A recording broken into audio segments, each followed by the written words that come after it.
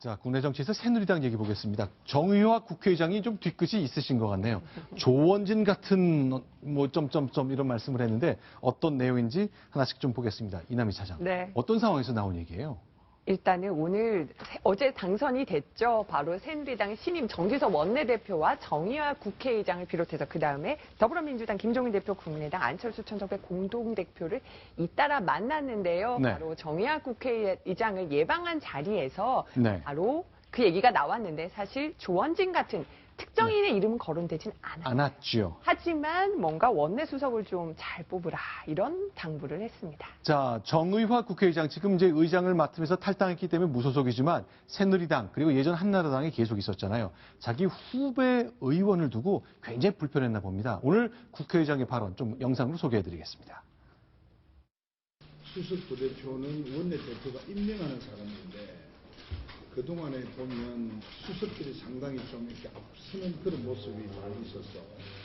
의장으로서는 상당히 불편한 적이 많이 있었습니다. 수석 부대표를 아주 원만하고 아주 훌륭하고 우리 대표님 말씀을 잘 들을 수 있는 사람으로 잘 선택을 할 필요가 있겠다는 생각도 들었고요.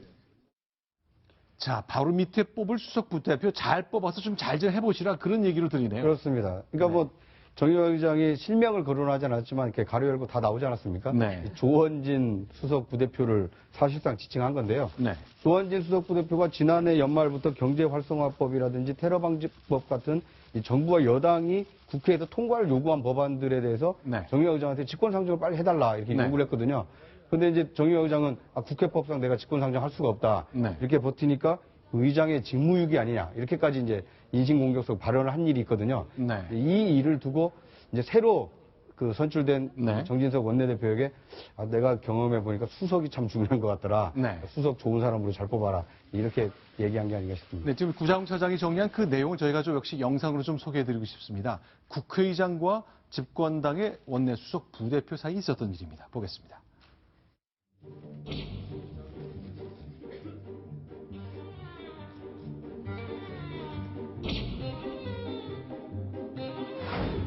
제가 안 하는 것이 아니고 법적으로 못하기 때문에 못하는 것이다 하는 것을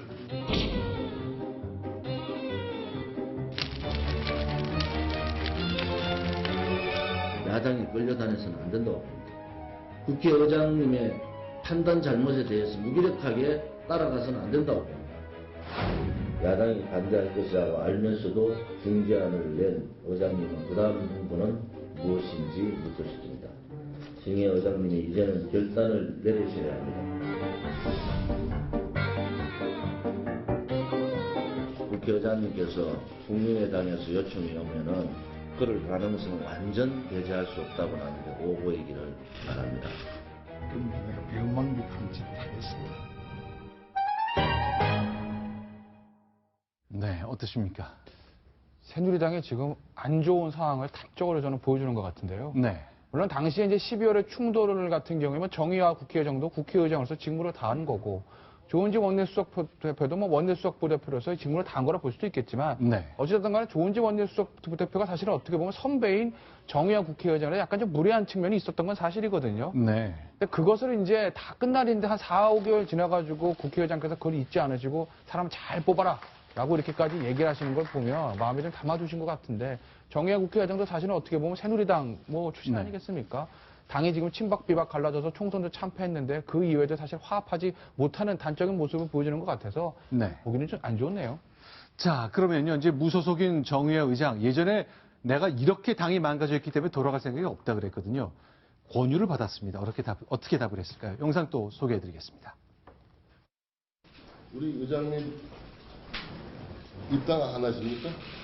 이제 원내대표가 훌륭한 분이 되셨으니까 다시 한번 재고를 해봐야 돼요. 한번 좀 진지하게.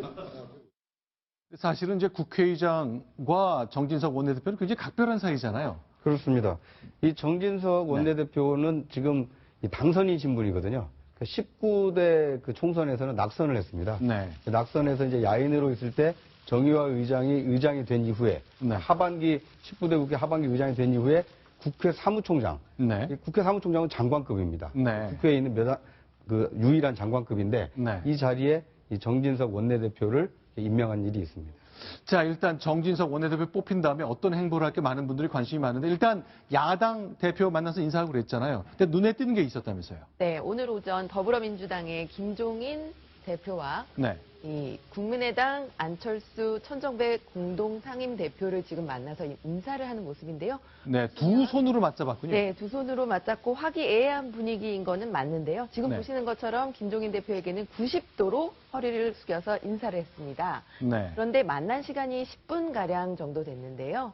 그런데 이제 그 김종인 대표와 이런저런 덕담을 나누고 활약을 기대한다. 네. 이런 이야기를 나누고 나서 이제 그 국민의당의 그 안철수 천정배 그리고 박지원 원내대표를 만나는 자리로 이동을 했는데 네. 지금 보시는 것처럼 90도로 숙이진 않았지만 저기 보이십니까? 넥타이 색깔이 이 국민의당의 색깔이 녹색이죠. 네. 그런데 이 당색과 아주 비슷한 녹색 네. 빛깔의 넥타이를 메고 왔습니다. 네. 그리고 나서 박지원 원내대표에게는 일부러 내가 이 넥타이를 하고 왔다. 이렇게 화기애애한 분위기를 과시하기도 그렇죠. 했는데요. 지금 새누리당 원내대표는 국민의당 원내대표한테 정말 잘해야 될 만한 타이밍이 됐거든요. 네. 그 장면을 아주 단적으로 보이는 것 같습니다. 그런데 문제는 당 내부죠.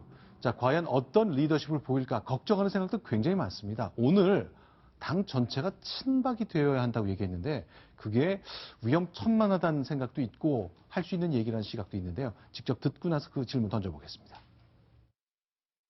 새누리당은 전원이 친박이 되는 게 맞다고 생각해요. 책임 있는 집권 여당으로서 박근혜 정부를 성공시켜야 될 의무가 있는 거예요.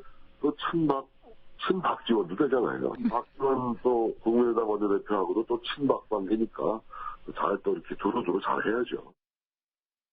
자, 전원이 친박이 돼야 된다. 저거 친박에 대한 책임론이 굉장히 큰 상황에 친박의 지원을 받았기 때문에 저렇게 얘기하는 걸까요? 어떤 뜻입니까? 약간 그 논란의 소지는 있는데요. 네. 이제 그 후자에 좀 방점이 찍혀 있는 것 같습니다. 네. 내가 상대해야 될 사람이 이 박지원 그 국민의당 원내대표인데 네. 이 친박지원이 돼야 된다라는 얘기가 있는 것 같고요. 네. 그건 이제 현실적으로 원내대표로서 직무를 수행할 때 필요한 일이고 네. 실제 이제 당의 경우에는 친박 비박으로 나눠서 공천 갈등부터 굉장히 지금 거의 균열 상태인데 이것을 이제 하나로 모으지 않으면 하반기 대통령 국정 운영을 뒷받침하기 좀 어렵다. 네. 이런 이제 실무적인 차원에서 얘기를 했는데 글쎄요, 저건 듣기에 따라서는 듣는 비박은 좀 기분이 나쁠 수밖에 없는 얘기가 아닌가 싶습니다. 자, 지금 보시는 사진은요. 자, 박정희 대통령이 누군가의 보고를 받고 있습니다. 정석모 내무장관으로 보이죠?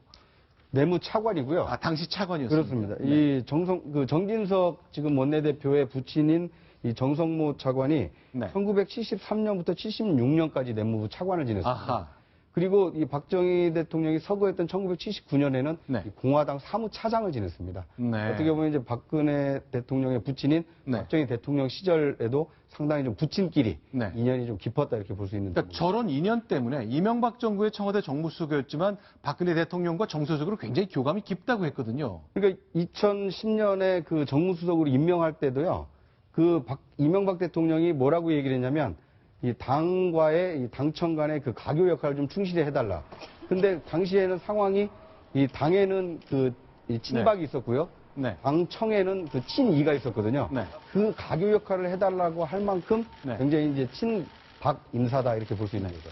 그런데 오늘 이제 어제 나왔던 얘기를 보니까 이제 국민들이 기대하는 것 중에 하나가 새누리당을 좀 완전히 바꿔달라 이런 얘기인데 어제 했던 일성이 의원들 의견을 잘 들어서 하겠다 그랬거든요. 그렇습니다. 총선에 나타난 새누리당 향한 민심은 청와대와의 수평적 당청관을 가져가라. 네. 당을 혁신해라. 국민과 소통하라. 이 세 가지인데 어제 이제 정진석 당선자가 의원의 의견을 들어서 결정하겠다는 게 크게 세 가지였거든요. 네. 당 혁신 문제도 의원의 의견을 듣겠다. 청와대와 관계도 의원의 의견을 듣겠다. 그 무소속 당선자 복당 문제도 듣겠다. 네. 비대위를 권한 같은 것도 의원의 의견을 듣겠다라고 얘기를 합니다. 네. 그러니까 원내대표 입장에서 의원들의 의견을 듣는 것은 맞는 건데 네. 문제는 의원들의 대다수가 친박이라는 거죠. 네. 또 그 친박의 지원을 받아서 정진석 당선자가 당선됐다고 지금 표심을 분석하고 있는 와중에서 네. 강하게 개혁을 하겠다. 수평적 당청과 내가 하겠다. 총선 민심을 민심을 반영하겠다가 아니라 모든 것을 의원의 의견을 들어서 결정한다라고 하는 정진석 당선자 말을 들으면 글쎄 과연 새누리당의 혁신이 가능할지 조금 좀 지켜봐야 될 것 같습니다. 자, 이런 걱정도 나오고 있거든요. 자, 과연 어떤 선택이 나올지 이제 앞으로 일주일 사이에 어떤 비대위를 구성하고 어떤 리더십을 만드는지 큰 틀의 그림이 좀 그려질 것 같습니다. 정진석 원내대표 체제에 대한 설명 좀 드렸습니다.